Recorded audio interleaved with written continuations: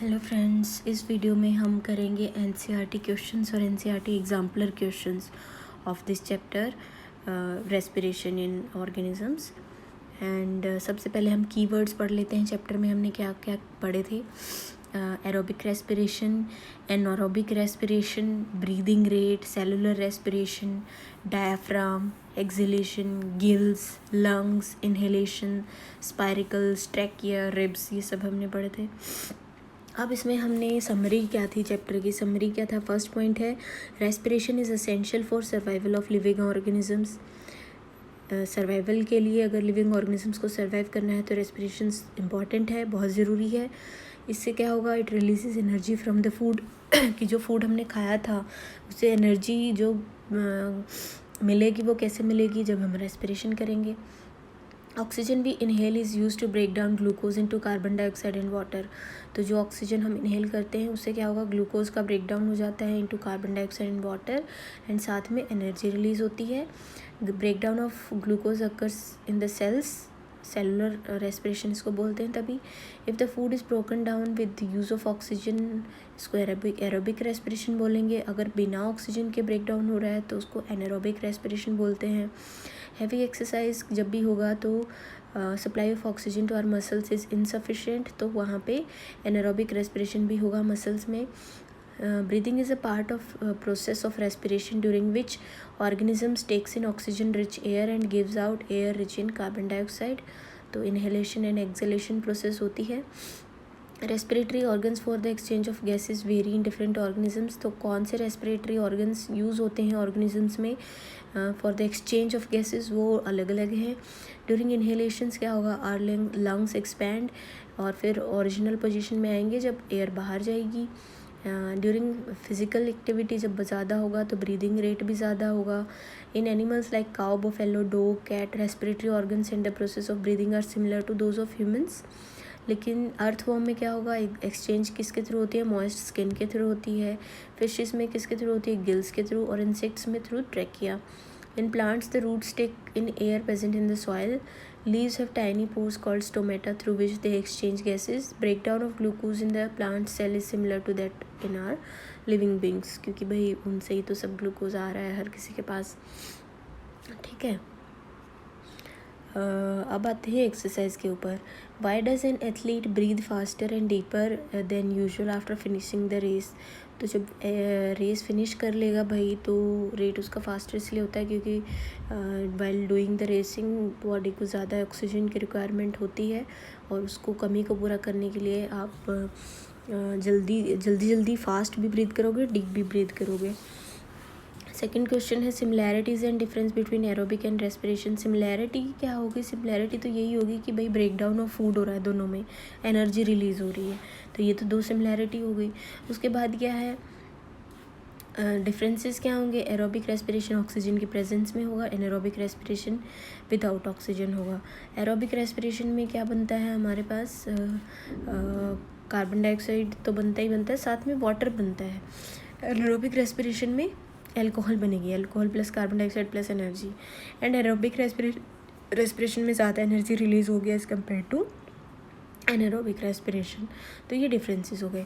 Y do we often sneeze when we inhale a lot of dust laden air. तो ये हमने chapter में भी एक्सप्लेन किया हुआ था कि जब भी डस्ट लेडन एयर जो हमने इनहेल करी अगर, तो कुछ डस्ट जो है अंदर भी जाने की कोशिश ट्राई करेगी जो हेयर्स को पास आउट करके। जब भी ऐसा होगा तो हम स्नीज आउट करेंगे जो भी अनवांटेड पार्टिकल्स हैं ताकि वो बाहर निकल सके। 3 टेस्ट ट्यूब ली, एक में स्नेल को रखा, एक में वाटर जो है, एक में प्लांट को रखा पानी के अंदर, और थर्ड में जो है दोनों को रख दिया, स्नेल को भी रख दिया, प्लांट को भी रख दिया। तो which test tube would have the highest concentration of oxygen. तो हाईएस्ट कंसनट्रेशन तो भाई कार्बन डाइऑक्साइड की किसके अंदर होगी। अब देखो, जब जहाँ पे सिर्फ प्लांट रखा है तो उधर तो कार्बन डाइऑक्साइड रिलीज़ हो रही है, लेकिन साथ साथ वहाँ फोटोसिंथेसिस भी हो रहा होगा, तो वो ओवरकम किसी न किसी तरीके से हो जाएगी। एंड जब जहाँ स्नेल रखेंगे सिर्फ, तो वहाँ पे तो कार्बन डाइऑक्साइड होगी ही होगी प्रेजेंट। जहाँ पे दोनों रखेंगे तो आई थिंक वहाँ पे होनी चाहिए ज़्यादा, ठीक ठीक है। Which test tube would have the highest concentration of CO2, but I think a answer होगा इसका, क्योंकि सी में भी जो स्नेल है वो ऑक्सीजन जो प्लांट दे रहा होगा उसको वहाँ से ऑक्सीजन ले सकता है और उसकी कार्बन डाइऑक्साइड भी थोड़ी बहुत यूटिलाइज कर लेगा प्लांट, तो आई think A would be the answer. Tick the correct answer. In cockroaches air enters in the body through spiracles. During heavy exercise we get cramps in the legs due to the accumulation of lactic acid. Normal range of breathing rate per minute adult में कितने होते हैं? 15 to 18. During exhalation the ribs move. Acceleration के time पे move ribs किधर को move करेंगे? Downward, ठीक है। Match the following. अब यीस्ट, जब भी यीस्ट में एनारोबिक ब्रीदिंग होती है तो अल्कोहल रिलीज होती है वहाँ पे, तो ए विद 3 यीस्ट किसके साथ जाएगा? अल्कोहल के साथ। डायफ्राम क्या होता है? डायफ्राम इज़ प्रेजेंट और is a part of chest cavity, तो 4th। स्किन जो है, स्किन के थ्रू कौन ब्रीथ करता है? अर्थवर्म, तो सी गोज विद 1। लीव्स में क्या होता है? स्टोमेटा, तो D goes with V. Fish किसके थ्रू ब्रीथ करते हैं? गिल्स, तो E goes with 2। And frog किसके थ्रू ब्रीथ करता है? लंग्स एंड स्किन दोनों के थ्रू कर लेता है, तो एफ गोज विद वी आई। अब ट्रू और फॉल्स बताना है हमने। During heavy exercise the breathing rate of a person slows down, तो फॉल्स है। हैवी एक्सरसाइज के टाइम पे तो ब्रीदिंग रेट बढ़ता है। Plants carry out photosynthesis only through out the day and respiration only at night, तो ये भी फॉल्स है। हाँ, ये चीज़ ठीक है कि फोटोसिंथेसिस सिर्फ दिन में होगा, जब तक सन होगा तब तक ही फोटोसिंथेसिस होगा, लेकिन रेस्पिरेशन तो भाई दिन हो या नाइट हो तब तो रेस्पिरेशन तो चल ही रही है ना। Frogs breathe through their skins as well as their lungs, true है। Fishes have lungs for respiration, false है। They have gills. Size of the chest cavity increases during inhalation, true है। अब गिवन बिलो स्क्वायर दे रखा है यहाँ पे, जिसके अंदर अलग अलग वर्ड्स छुपे हुए हैं। दिस वर्ड्स में be present in any direction, upward, downward, along the diagonals, तो हमने ये वर्ड्स ढूंढने हैं। हमें हिंट इनके दे रखे हैं, जैसे फर्स्ट है the air tube of insects. Air tube of insects क्या होती है? ट्रैकिया होती है, तो आप ट्रैकिया जैसे यहाँ पे दे रखा है from the last column, second last column, जो वर्टिकल कॉलम है उसके अंदर दे रखा है। इस तरह से आप ढूंढ सकते हो। Skeleton structure surrounding the chest cavity क्या होता है? रिब्स होते हैं। Muscular floor of the chest cavity होता है diaphragm. Tiny pores on the surface of the leaves stomata होते हैं। Small openings on the sides of the body of an insect spiracles होते हैं। Respiratory organs of human beings क्या होता है? Lungs. Opening through which we inhale nostrils होते हैं। Anaerobic organism कौन सा होता है? Yeast. An organism with tracheal system, cockroach, तो ये सब आप इसके अंदर ढूंढ लोगे। Why the mountaineers carry oxygen with them, क्यों कैरी करते हैं oxygen?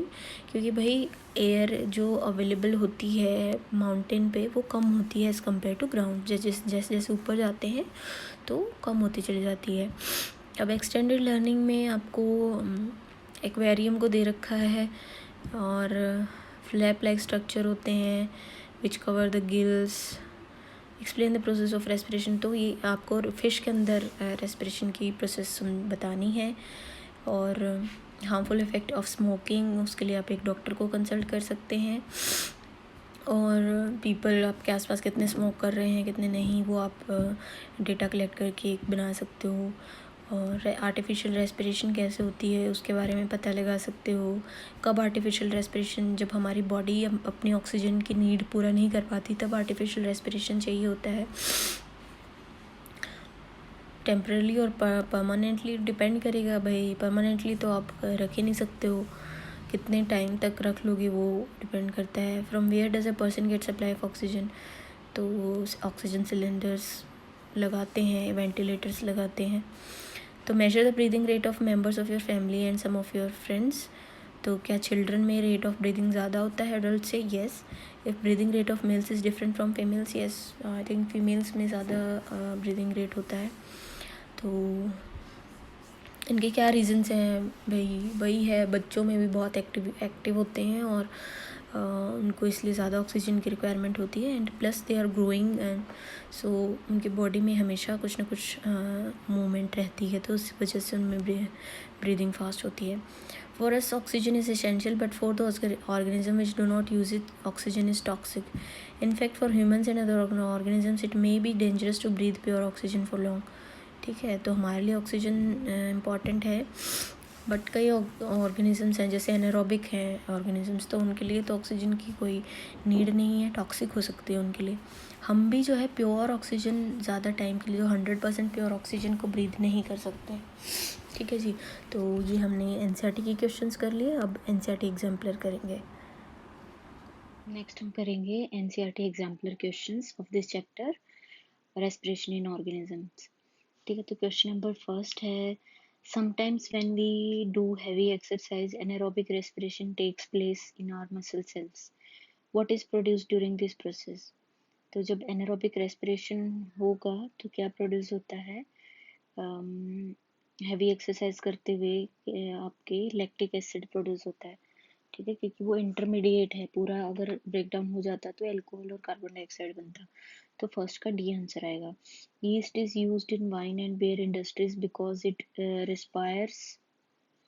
Yeast is used in wine and beer industries because it, yeast में क्या होगा? Anaerobically producing alcohol.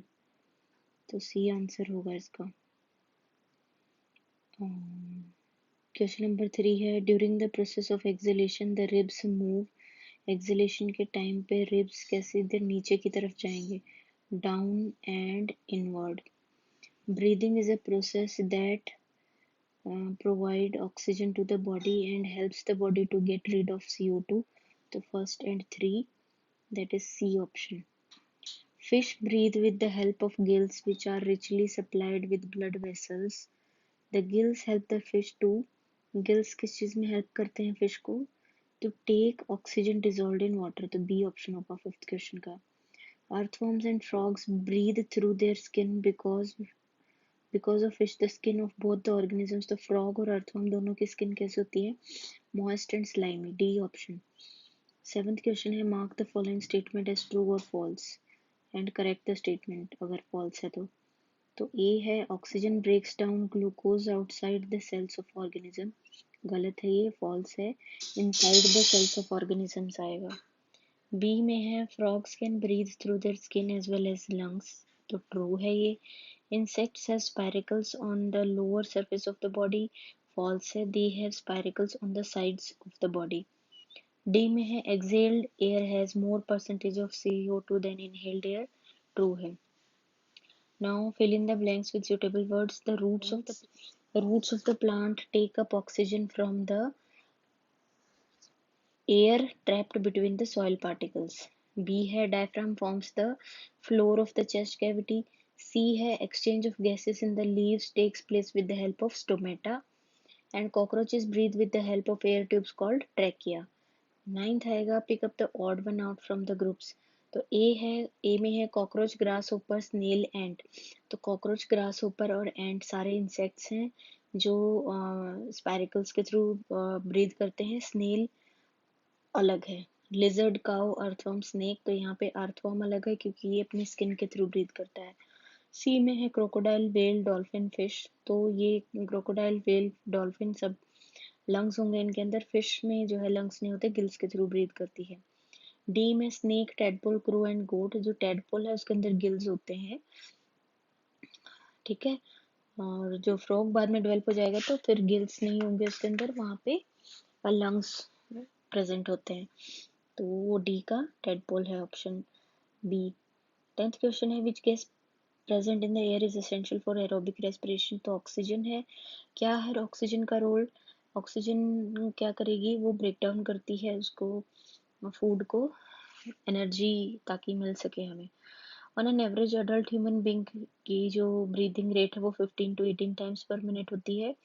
ये कुछ एक्टिविटीज दे रखी है हमें, उनको हमें इंक्रीजिंग ब्रीदिंग रेट्स के अकॉर्डिंग लगाना है. तो सबसे कम होगी स्लीपिंग, फिर उसके बाद watching TV, then third number पे ब्रिस्क वॉक, एंड सबसे ज़्यादा रेट किस में होगा? साइकिलिंग में होगा.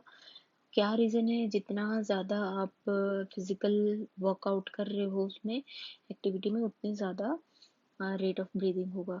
On a very cold morning, Buju and Paheli were talking with each other and they walked down to their school. They observed that the air coming out of their mouth looked like smoke. They were amused and wondered how it happened. ठीक है, तो ऐसा क्यों हुआ?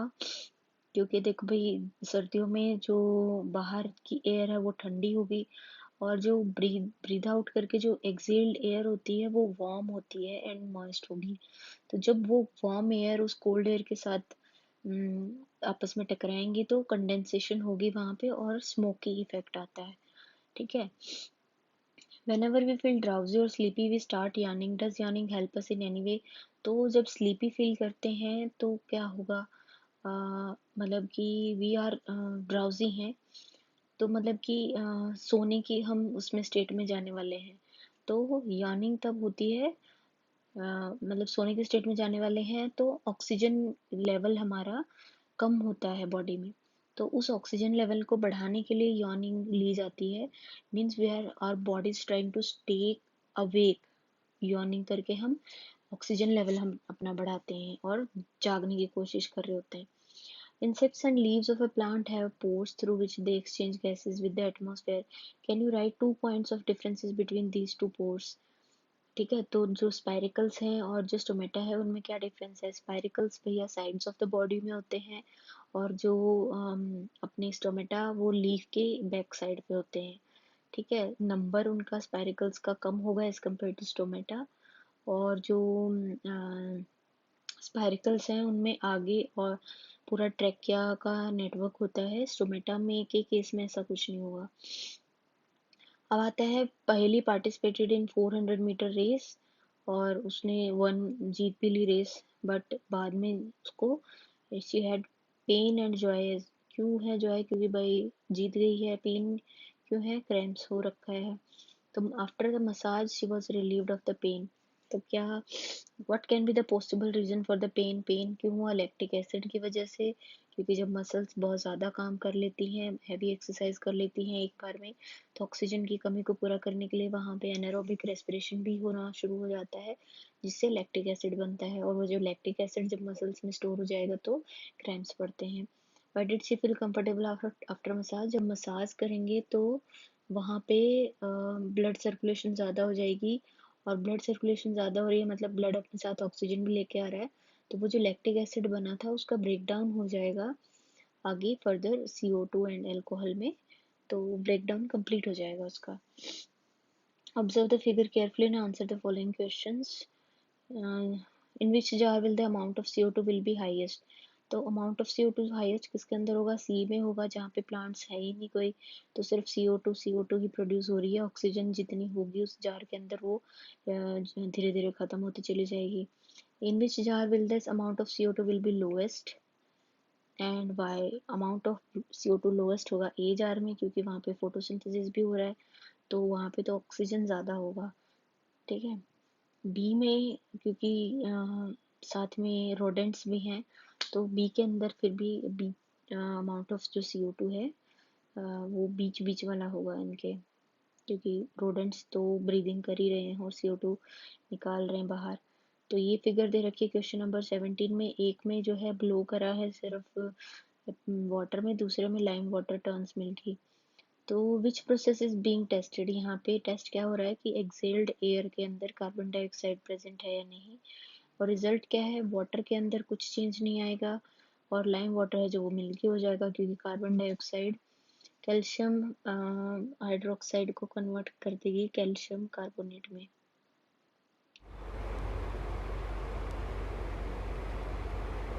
Next, question number 18. A food stall owner was preparing dough for making bhaturas. He added a pinch of yeast and sugar to the dough and left it in a warm place. After a few hours, the dough had risen. There was a sour smell too. तो question क्या है? Why did the dough rise? क्यों हुआ dough rise? क्योंकि भाई yeast add करा, तो yeast ने एनारोबिक रेस्पिरेशन करी वहाँ पे, जिसकी वजह से कार्बन डाइऑक्साइड प्रोड्यूस हुई, और उस कार्बन डाइऑक्साइड की वजह से डो राइज हुआ. Why did the dough smell sour? तो सॉर क्यों स्मेल करेगा? तो जब एनारोबिक रेस्पिरेशन होती है तो ग्लूकोज कन्वर्ट होता है कार्बन डाइऑक्साइड प्लस अल्कोहल में, तो अल्कोहल की वजह से सॉर स्मेल होएगी। Why was sugar added to the dough? तो जो ग्लूकोज चाहिए उसको यीस्ट को खाने के लिए, वो कौन है? वो शुगर ही है, ठीक है। तो it acts as a food, इसी को कन्वर्ट करेगा yeast into carbon dioxide and alcohol. What would have happened if the dough was kept in refrigerator soon after it was prepared? अगर उसको रेफ्रिजरेटर में रख देंगे तो भाई क्या होगा? वहाँ पे जो है रेस्पिरेशन नहीं कर पाएगा वो यीस्ट, क्योंकि इतने कम टेम्परेचर पे वो मल्टीप्लाई नहीं हो पाएगा। तो वहाँ पे ना फिर कोई कार्बन डाइऑक्साइड बनती, ना डो राइज करता, और ना ही उसमें सॉर स्मेल बनती। तो नीचे दो फिगर दी हुई हैं, ए और बी, हमें आंसर करना है। Which of the figures indicate the process of inhalation and which shows exhalation? तो इनहेलेशन कौन दिखा रहा है? बी में, ए में, और एक्सहेलेशन दिखा रहा है बी में, ठीक है। तो in the figure label the arrows and indicate the direction of movement of air, movement of diaphragm, movement of ribs. तो आप ये मूवमेंट दिखा रखी है, आप कर सकते हैं इसको। अब 20th क्वेश्चन में match the column 1 with column B. Butterfly किसके थ्रू रेस्पायर करती है? स्पायरिकल्स के थ्रू, अर्थवॉर्म स्किन के थ्रू, स्पैरो लंग्स के थ्रू, और फिश जो है गिल्स के थ्रू। तो ठीक है जी, ये हमने इस चैप्टर के इम्पॉर्टेंट क्वेश्चंस भी सारे कर लिए हैं, एनसीईआरटी एक्सरसाइज और एनसीईआरटी एग्जाम्पलर इंक्लूडेड। तो आई थिंक ये हेल्पफुल रहा होगा आप सभी के लिए।